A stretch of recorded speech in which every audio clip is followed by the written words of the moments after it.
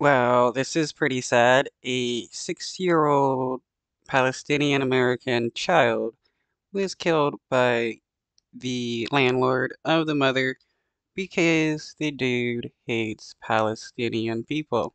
This morning, rising safety concerns here in the U.S. There's no question we're seeing an increase in reported threats. FBI Director Christopher Wray asking for vigilance, warning Hamas and other groups could exploit the conflict in the Middle East to plot attacks here in the United States.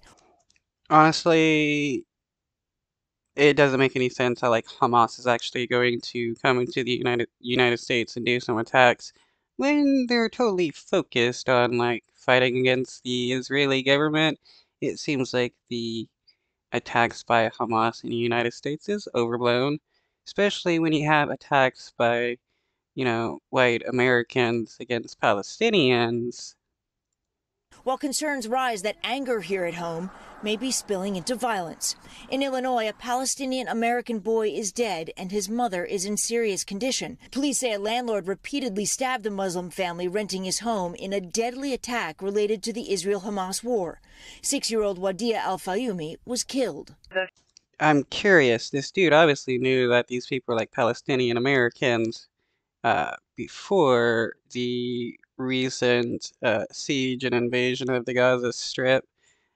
So it seems like once there was stuff going on in the news about uh, Israel, this dude decided to kill some Palestinian Americans. The female's claiming that the landlord has the child in another room and apparently is either stabbing or has stabbed the child. 71-year-old Joseph Zuba is now behind bars, facing murder and hate crime charges. For Wadia's father and cousin, the grief is overwhelming. Wadia was such an intelligent boy. He was a sweetheart. He loved his iPad. He loved games. He loved watching cartoons. He was our world. He's like a dream. I still didn't believe my son is gone.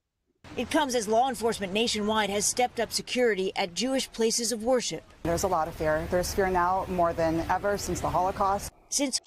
Okay, but what about the fear that Palestinian Americans have knowing that they're being targeted and yet not giving as much protections as Jewish Americans? It just seems pretty double standard. Hamas terrorists attacked Israel more than a week ago. Reports of anti-Semitic incidents have spiked nearly 300% compared to the same week last year, according to the Anti-Defamation League. And all those people are Nazis doing the anti-Semitic attacks. It's not like Palestinian people in America fighting Jewish people. It's Nazis. Over the weekend, tens of thousands rallied in cities from coast to coast, holding solidarity marches and vigils for the victims in Israel. We are protesting. We're walking proudly with the Star of David. Pro-Palestinian supporters also taking to the streets.